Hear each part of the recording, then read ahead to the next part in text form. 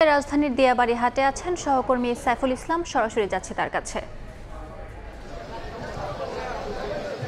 সকাল গড়িয়ে দুপুর, তারপরে হচ্ছে বিকেল। এই বিকেলের পরপরই কিন্তু আমরা দেখতে পেয়েছি যে রাজধানীর দিয়াবাড়িতে গরু বিপুল পরিমাণে আগত হয়েছে। এর পাশাপাশি যেটা বলতে চাচ্ছিলাম সেটা হচ্ছে গরু আগত মিনস হচ্ছে ব্যাপারীরা হচ্ছে গরু নিয়ে এসেছেন। তবে এর পাশাপাশি আমি একটু যদি বলি, এই যে আপনারা যে ডান পাশে যে গরুগুলি দেখতে পাচ্ছেন, এখানে চারজন ভাই মিলে সিরাজগঞ্জের একজনের নাম সিরাজুল ইসলাম, সে হচ্ছে গরু নিয়ে এসেছেন 400 পিস, যেখানে হচ্ছে প্রায় 300 পিসই বিক্রি হয়ে গেছে, এরকম আমরা একটা তথ্য পেয়েছি। ঠিক একই রকম অন্যান্য ব্যাপারীদেরও কিন্তু একই রকম পরিস্থিতি। অনেক ব্যাপারী কিন্তু আসলে তাদের চাহিদা অনুযায়ী যে পর্যাপ্ত পরিমাণ যে চাহিদা ছিল যে গরু নিয়ে এসে, সেগুলো কিন্তু বিক্রি হয়েছে। তবে শেষ মুহূর্তের আমি কথা যদি বলি, এখানকার যে আগত গ্রাহকরা তারা কিন্তু তাদের যে চাহিদা অনুযায়ী গরু কিন্তু সেই গরু কিন্তু কিনে নিয়েই কিন্তু অধিকাংশ মানুষের বাড়ি ফিরছেন বা ঘরে ফিরছেন। তবে এক্ষেত্রে চাহিদা যেটি 2 লাখ থেকে 2,30,000 বা 1,80,000 থেকে 2,30,000 টাকার পর্যন্ত কিন্তু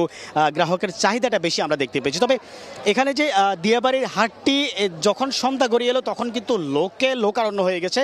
অধিকাংশ লোকেই কিন্তু এসেছেন তারা তাদের পছন্দের পশুটি কেনার জন্য। তবে যদিও এখানে গ্রাহক এবং হচ্ছে ব্যাপারী বা বিক্রেতাদের মধ্যে কিন্তু মিশ্র প্রতিক্রিয়া রয়েছে। কেউ বলছেন যে অতিরিক্ত দাম নিচ্ছেন তাদের কাছ থেকে, আবার কেউ বলছেন যে অতিরিক্ত দাম নয়, বরঞ্চটা কিছুটা সহনীয় মাত্রায় আছে। তবে এই ক্ষেত্রে ব্যাপারীদের কিন্তু বরাবর মতো অভিযোগ রয়েছে যে 2 লাখ টাকার গরু 1.5 লাখ টাকা মূল্য হাঁকানো হচ্ছে। এর পাশাপাশি গ্রাহকদের অভিযোগ তো রয়েছে, তারা তাদের পর্যাপ্ত দাম নিয়ে এসেও কিন্তু অনেকে না কিনে কিন্তু বাড়িতে ফিরছেন এই শেষ মুহূর্তে।